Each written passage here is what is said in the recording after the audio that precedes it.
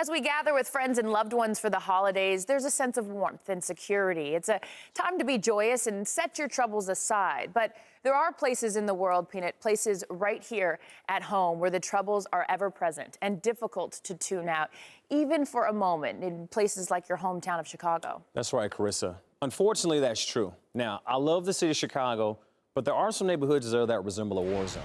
And I wanted to understand how this could happen, so I spent some time with the people who live behind the lines to hear firsthand about their experiences with the violence that many are either unaware of or worse, choosing to ignore.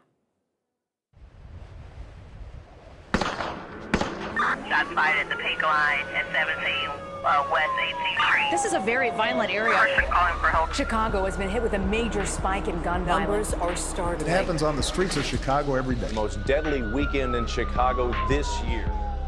So, D-Wade, from your perspective, can you tell us how bad is the violence in Chicago? In a sense, it's scary.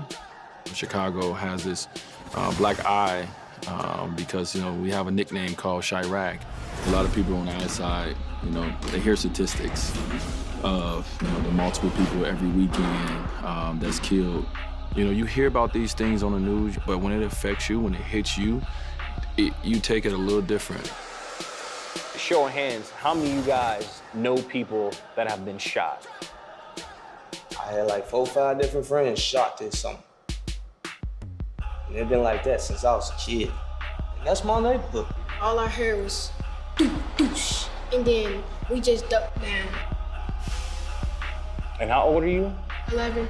You think these guys just have no regard for life? They just don't care about anything? I really think that they think when they die, they coming back tomorrow. Like a game? It have to be a game. It's senseless, bro. It's too easy to die out here, man. As a kid, I see people go to college, come back home and get killed. Every day I see people die. What we gonna do, just kill our race off? We gonna keep on killing and killing and killing and killing? Somebody gotta be smart to say, hey, listen, man, it stops right here, man.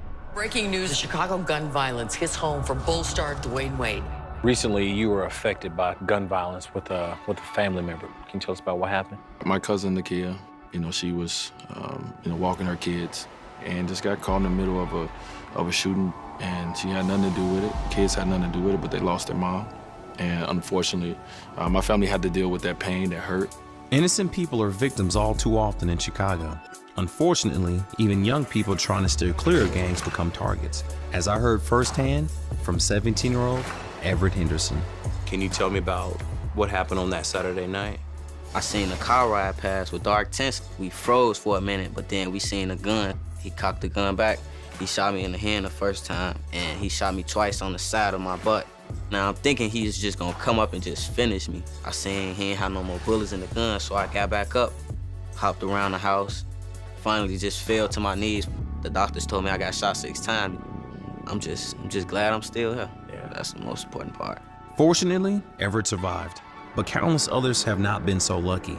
Since 2002, there have been more murders in the city of Chicago than there have been American deaths in both the Iraq and Afghanistan wars combined. So what is the current state of Chicago in regard to the issue of gun and gang violence? In Chicago, there were like several large gangs that have now been pretty much fragmented into smaller cliques, and some of that's block by block. 90% of the violence that we have in Chicago is gun violence. Let's not try to blame something else. We're forgetting that these kids need to be cared for. These kids don't have nobody to love them, nobody to care for them. If the child is not being nurtured and loved by anyone, they're gonna seek someone who will show them that love. Gangs know this, and they recruit kids into gangs. I think it's important for our youth to see, someone from the city of Chicago, especially, that really, cares. That's what these kids need out in these streets. They're lost.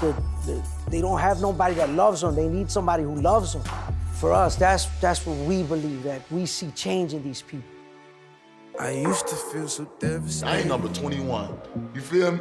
It took for me to go to prison, bro, and do 4 years out of my life, bro. And you in the cell for 22 hours a day, bro. You gonna think in the cell when you doing 22 too, bro. You feel me?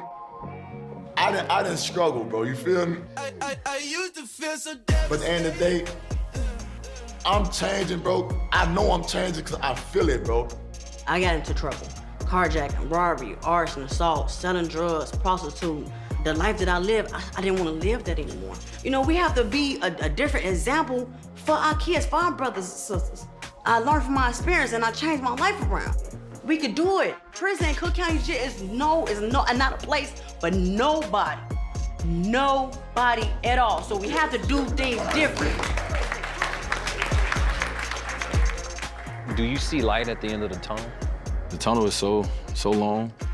It's hard to see the light, but you know, only way you're gonna see the light if you continue to push through it. I never gave up in anything. I pushed through.